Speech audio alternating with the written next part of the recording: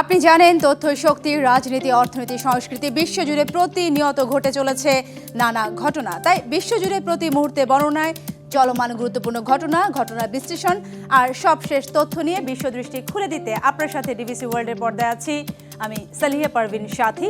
শুরুতেই জেনে নিব প্রধান শিরোনাম। কথা না শুনলে মাদুরোর পরিণতি ভোগ করতে হবে। ভেনেজুয়েলার অন্তর্বর্তী সরকারকে হুমকি ট্রাম্পের। রাজপথে নামার ঘোষণা মাদুরো পুত্রের।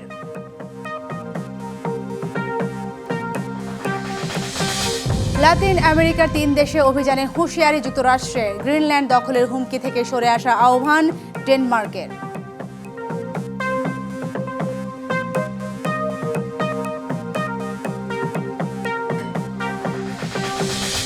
পাকিস্তান চীনের কৌশলগত সংলাপ, আফগান সন্ত্রাসীদের বিরুদ্ধে ব্যবস্থার আহ্বান। মিয়ানমারে 6,000-এর বেশি বন্দীকে সাধারণ ক্ষমা।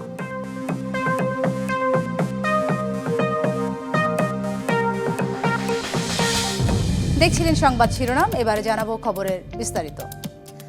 ভেনেজুয়েলার প্রেসিডেন্ট নিকোলাস মাদুরোকে আজ তোলা হতে পারে যুক্তরাষ্ট্রের আদালতে। এদিকে দেশটির অন্তর্বর্তী প্রেসিডেন্ট ডেলসি রদ্রিগেজকে ধমক দিয়ে মার্কিন প্রেসিডেন্ট ডোনাল্ড ট্রাম্প বলেছেন, কথা না শুনলে তাকেও মাদুরোর ভাগ্য বরণ করতে হবে।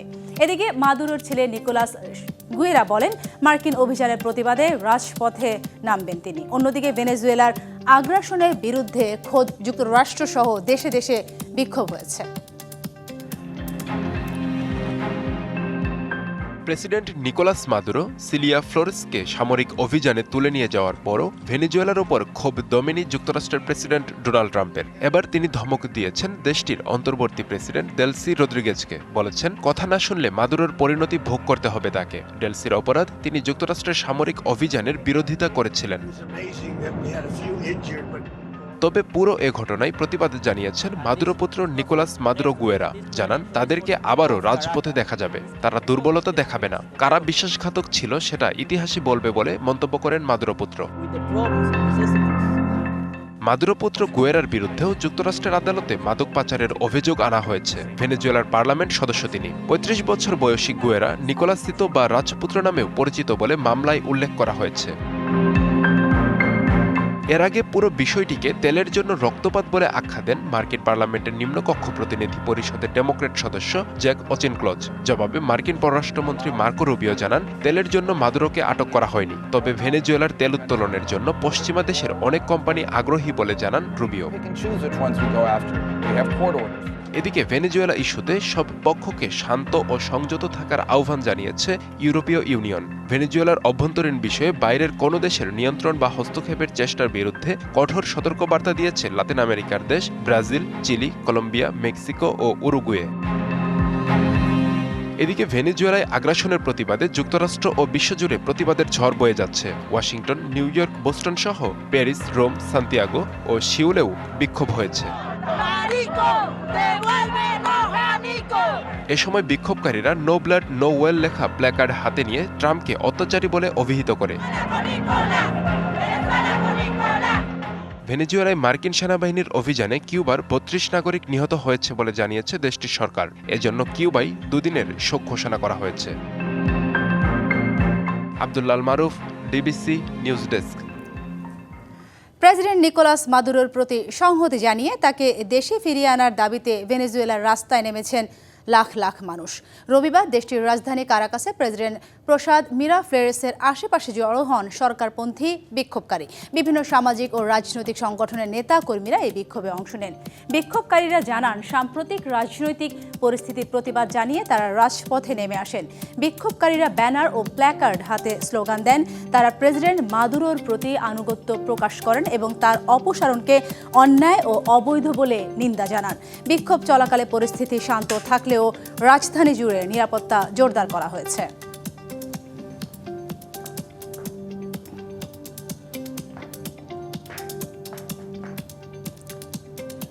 ভেনেজুয়েলার পর এবার কলম্বিয়ার প্রেসিডেন্ট গুস্তাভো পেত্রোকে হুমকি দিয়েছেন মার্কিন প্রেসিডেন্ট ডোনাল্ড ট্রাম্প। শিগগিরই কিউবাতেও সরকারের পতন হবে বলে হুঁশিয়ারি দেন তিনি। এদিকে গ্রিনল্যান্ড দখলের হুমকি দেওয়া থেকে সরে আসতে ট্রাম্পের প্রতি আহ্বান জানিয়েছে ডেনমার্ক। সামরিক অভিযানে ভেনেজুয়েলার প্রেসিডেন্ট নিকোলাস মাদুরোকে সস্ত্রীক কারাকাস থেকে নিউ ইয়র্কে তুলে আনার পর একের পর এক দেশ ও রাষ্ট্রপ্রধানকে হুমকি দিয়ে চলেছেন মার্কিন প্রেসিডেন্ট ডোনাল্ড ট্রাম্প। রবিবার রাতে এয়ারফোর্স ওয়ানে বসে সাংবাদিকদের ট্রাম্প বলেন, ভেনেজুয়েলার পাশাপাশি গভীর সংকটে কলম্বিয়াও। কলম্বিয়ার প্রেসিডেন্ট গুস্তাভো পেট্রোকে অসুস্থ উল্লেখ করে তার বিরুদ্ধে যুক্তরাষ্ট্রে কোকেন উৎপাদন ও সরবরাহের অভিযোগ তোলেন ট্রাম্প। কলম্বিয়া চালাচ্ছেন একজন অসুস্থ ব্যক্তি। কোকেন তৈরি করে যুক্তরাষ্ট্রে বিক্রি করতে পছন্দ করেন গুস্তাভো, তবে খুব বেশি দিন এমনটা চালিয়ে যেতে পারবেন না তিনি। একই সময় কিউবার প্রসঙ্গ টেনে ট্রাম্প বলেন, দেশটিতে সামরিক হস্তক্ষেপের সম্ভাবনা কম। বিভিন্ন কারণে দেশটি পতনের জন্য প্রস্তুত রয়েছে বলেও উল্লেখ করেন ট্রাম্প। কথা বলেন ইরান প্রসঙ্গেও। তেহরানে আরও বিক্ষোভকারীকে হত্যা করা হলে কঠিন আঘাত করা হবে বলেও সতর্ক করেন ট্রাম্প।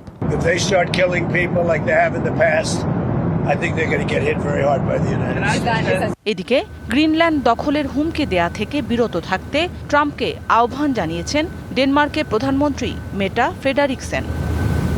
মৌসুমী শান্তা, ডিবিসি নিউজ ডেস্ক। যুদ্ধবিধ্বস্ত গাজায় আন্তর্জাতিক সহায়তা সংস্থাগুলোর উপর কড়াকড়ি আরোপ করেছে ইসরায়েল। ৩৭টি এনজিওর লাইসেন্স বাতিলের উদ্যোগ নিয়েছে নেতানিয়াহু প্রশাসন। মানবাধিকার সংগঠন সহ সবার শঙ্কা, এমন নিষেধাজ্ঞা মানবিক বিপর্যয়কে আরও ভয়াবহ করে তুলবে। যুদ্ধবিধ্বস্ত গাজায় বৃষ্টি, বন্যা, শীত, একের পর এক সংকটে নাজেহাল বাসিন্দাদের জীবন। ধ্বংসস্তূপের মাঝে অস্থায়ী তাঁবু আর অনিশ্চিত জীবনে যখন কোনোভাবে বেঁচে থাকার চেষ্টা করছেন বাস্তুচ্যুত লাখ মানুষ, ঠিক তখন নতুন আতঙ্ক আন্তর্জাতিক সহায়তা সংস্থাগুলোর উপর ইসরায়েলের নিষেধাজ্ঞা। আমাদের যাওয়ার আর কোনো জায়গা নেই, আয় নেই, টাকা নেই। সাহায্য সংস্থাগুলো ছাড়া আমাদের কোনো বিকল্প নেই। ৩৭টি আন্তর্জাতিক এনজিওর লাইসেন্স বাতিলের উদ্যোগ নিয়েছে ইসরায়েল। এসব সংস্থাগুলোর কার্যক্রম সহ সব তথ্য দিতে হবে নেতানিয়াহু প্রশাসনকে। গাজাবাসী বলছে, সহায়তা সংস্থাগুলো থাকার পরও এখনকার পরিস্থিতি করুণ। মাত্র কয়েকটি চিকিৎসা কেন্দ্র এখনো চালু আছে। এগুলো বন্ধ হলে আমাদের পরিস্থিতি ভয়াবহ হয়ে উঠবে।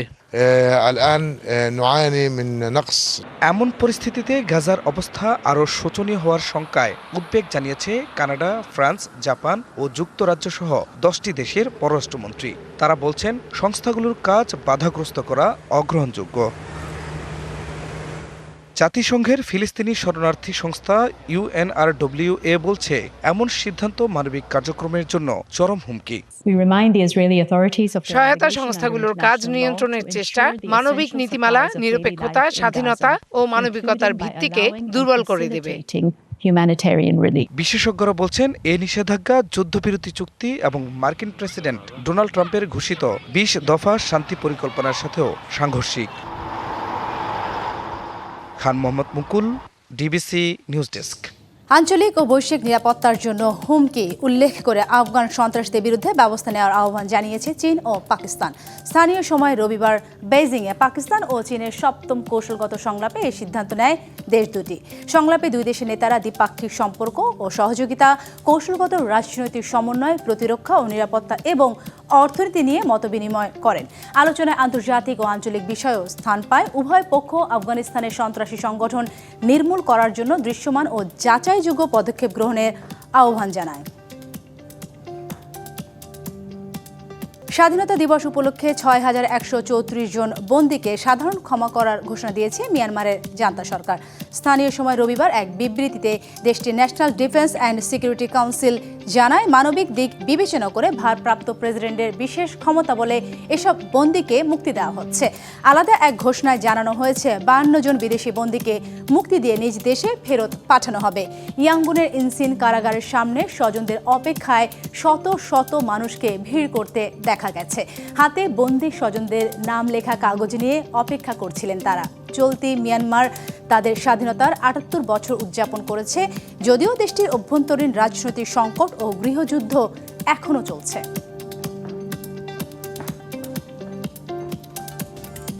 ইরানে সপ্তাহ জুড়ে চলা বিক্ষোভে অন্তত 16 জনের মৃত্যু হয়েছে বলে জানিয়েছে বেশ কয়েকটি মানবাধিকার গোষ্ঠী।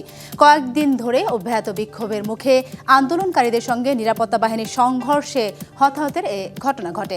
গেল সপ্তাহের শুরু থেকে তীব্র মুদ্রাস্ফীতিতে জীবনযাত্রার ব্যয় অসহনীয় হয়ে ওঠার পর ইরান জুড়ে বিক্ষোভ শুরু হয়। ব্রিটিশ বার্তা সংস্থা রয়টার্স জানিয়েছে, সপ্তাহ জুড়ে মৃত্যু ও গ্রেপ্তারের খবর দিয়েছে দেশটির রাষ্ট্রায়ত্ত গণমাধ্যম ও মানবাধিকার সংগঠনগুলো। তবে হতাহতের সংখ্যা আরও বেশি বলে দাবি স্থানীয় গণমাধ্যমের।